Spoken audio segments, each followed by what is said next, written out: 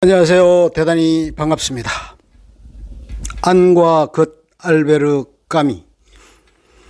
그녀는 특이하고 고독한 여자였다. 영혼들과 긴밀한 교제를 하며 그들의 싸움에 가담하고 자기가 죽치고 들어있던 세계 속에서 평판이 나쁜 자기 일가의 어떤 사람들을 만나기를 거절했었다.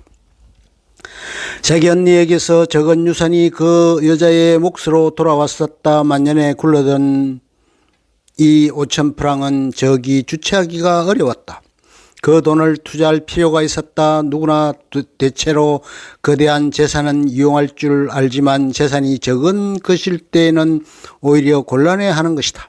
그 여자는 자기 자신에게 끝까지 충실했다. 죽음을 목전에 두고 그 여자는 자기의 늙은 몸의 안전을 꾀하려 하였다. 참으로 좋은 기회가 하나 생겼다. 마을 묘지에 기한이 다 찬 하나의 세트가 났던 것이다. 그 터에는 소유자가 모양이 점잖고 검은 대리석으로 된 호화로운 지하 매장실을 하나 건축해 놓았는데 그야말로 보배였다. 그것을 주인은 그 여자에게 4,000프랑으로 내놓았던 것이다. 그 여자는 그 매장실을 샀다. 그것은 주식의 변동이나 정치 사건들에 좌우되지 않는 확실한 값어치가 있는 물건이었다. 묘혈 속을 정리시키고 자기 자신의 육체를 받아들일 준비를 갖추게 하였다. 그리고 그 모든 일이 다 끝나자 금으로 된 대문자로 자기 이름을 새기게 했던 것이다. 이 일에 퍽이나 만족하여 그 여자는 자기 무덤에 대한 사랑에 사로잡히게 되었다. 처음에는 일의 진척 상태를 보러 갔었다. 나중에는 일요일 오후마다 말하자면 자기 자신을 만나러 가기에 이르렀던 것이다. 그것은 그 여자의 유일한 외출이자 위안거리였다. 오후 2시경에 묘지가 있는 마을 초입까지 이어지는 긴 길을 걸어가곤 했었다. 그 조그만 지하 매장실에 들어가서는 조심스레 문을 닫고 기도대 위에 무릎을 꿇는 것이었다. 그리고 자기 자신과 대면하여 현재의 자신과 앞으로의 자신을 대조하여 줄곧 끊어지려는 사슬의 고리를 되찾으면서 별다른 노력도 없이 신의 비밀스러운 섭리를 꿰뚫었다. 기이한 상징에 의하여 어느 날에는 세상 사람들의 눈에 자기는 죽은 것이라고 생각하게까지 되었다. 만성절에 어느 때보다 늦게 닿은 그 여자는 오랑캐꽃이 경건하게 문턱에 뿌려진 것을 발견하였다. 갸륵한 친절로 꽃없는 무덤 앞에서 동정심이 있는 어느 이름 모를 사람들이 자기들의 꽃을 나누어 홀로 버려진 그 죽은 사람의 영혼을 경배했던 것이다. 나는 다시 여기 있는 것들로 돌아온다. 창문 너머로 저 정원의 벽돌밖에 보이는 것은 없다. 그리고 햇볕이 흘러내리는 나뭇잎들 그 위에서 또 그 위에도 또 나뭇잎 들이 있고 또 그 위에는 태양이 있다. 그러나 밖에 느껴지는 대기의 저 모든 유혈 세계 위에 퍼뜨려진 저 모든 즐거움 중에서 내가 볼 수 있는 것은 흰 커튼 위에 얼렁거리는 나뭇가지의 그림자들 뿐이다. 그리고 방 안으로 마른 불 향기가 끈기 있게 들여보내는 5줄기의 태양광선 뿐이다. 한 줄기의 훈풍이 일어 그림자들이 커튼 위에서 한결 생기를 띈다. 하늘음의 구름이 태양을 덮었다가 다시 사라지면 그늘로부터 저 미모사 꽃병의 황홀한 노란빛이 솟아오른다. 더 무엇이 필요하랴. 한 줄기 밝아지는 빛이 이렇게 나를 아련하고도 숨막히는 즐거움으로 가득 채워주는 것이다. 이처럼 나로 하여금 세계의 이면과 마주 대하게 하는 1월의 어느 오후다. 그러나 대기 속에 싸늘한 기온은 남아있다. 도처의 손톱 밑에서 어스러져 버릴 태양의 엷은 막이건만 그것이 온 사물에 영원한 미소를 띠게 하는 것이다. 나는 누구인가. 그리고 나뭇잎들과 햇빛의 희롱 속으로 들어가는 일 위에 무엇을 내가 할 수 있을 것인가. 내 담배가 그곳에서 타고 있는 이 광선 공기 속에 감도는 이 다사로운 맛과 이 은은한 정열, 그렇게 되는 일 위에 무엇을 내가 할 수 있을 것인가.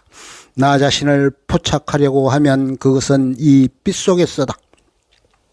그리고 세계의 비밀을 전해주는 이 미묘한 맛을 깨달아 맛보려고 하면 나는 우주 속에서 나 자신을 발견해야 하는 것이다. 나 자신, 다시 말하면 나를 허식으로부터 해방시켜주는 이 극도의 감동, 아끼는 다른 것들, 인간들과 그들이 사들이는 무덤이었다. 그러나 시간의 흐름 속에서 이 순간을 나는 잘라가지고 싶다. 다른 사람들은 책갈피 속에 꽃 한 송이 속에서 이 순간을 꽃 한 송이를 넣어서 사랑이 그들을 스쳐갔던 시절의 산보를 그 속에 간직한다. 나도 산보를 한다. 그러나 나를 어루만져주는 것은 하나의 신이다. 인생은 짧고 시간을 낭비한다는 것은 죄악이다. 나는 활동적이라고 사람들은 말한다. 그러나 활동적이라는 것도 자기 자신을 낭비하는 것이니만큼 역시 시간을 낭비하는 것이나 다름이 없다.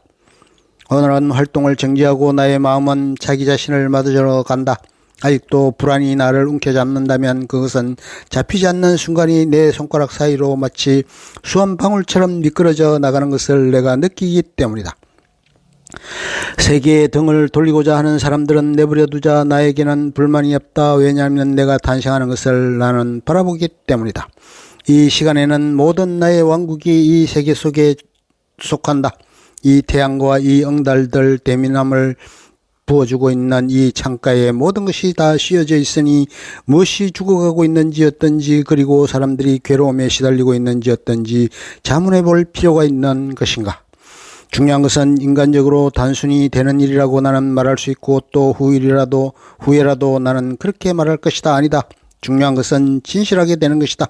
그러면 모든 것, 즉 인간성과 단순성이 거기에 포함되는 것이다. 그런데 내가 세계일 때보다 더 진실할 수 있는 것은 언제란 말인가. 나는 갈망하기 전에 만족되었다. 영원히 눈앞에 있는데 나는 그것을 바랐던 것이다.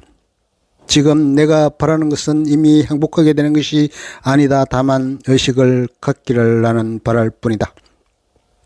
한 사람은 관조하고 또 한 사람은 자기 무덤을 판다. 어떻게 그들을 분리시킬 수 있을 것인가? 인간과 그들의 부조리를 어떻게 분리할 수 있을 것인가? 그러나 하늘에 미소가 퍼지고 있다. 햇빛이 부풀어 오른다. 곧 여름인가 보다. 그러나 사랑해야 할 사람들과 들의 눈과 목소리가 여기 있다. 나는 나의 모든 몸짓으로 세계에 연결되어 있으며 모든 나의 연민과 나의 감사로서 인간들에게 연결되어 있다. 세계의 이 표면과 이면 사이에서 나는 어느 것을 선택하고 싶지 않다. 선택한다는 것을 나는 좋아하지 않는다. 사람들은 남이 명철하고 냉철한 것을 원하지 않는다. 그들은 다음과 같이 말한다. 그것은 당신이 선량치 않다는 것을 보여주는 것이오라고. 그 사이의 관련성을 나는 볼 수 없다. 물론 나는 어느 한 사람이 자기는 배덕자라고 말하는 것을 들으면 그가 자기 자신에게 한낱 윤리를 주고자 하는 것이라고 해석하고, 또 어떤 사람이 지성을 멸시하는 것을 들으면 나는 그가 자기의 회의를 견디지 못하는 것이라고 해석한다. 그러나 그것은 사람들이 속임수를 쓰는 것을 내가 좋아하지 않기 때문이다. 큰 용기란 빛을 향하여서도 죽음을 향하여서도 눈을 뜨고 있는 일이다. 그런데 이 가슴을 찢는 듯한 삶의 사랑으로부터 이 엄밀한 절망으로 인도하는 연결을 어떻게 말할 수 있을까? 사물들 속 깊숙이 웅크린 이론이 바레스가 말하고 있는 그 자유의 보정에 귀를 기울이면 그것은 서서히 드러난다.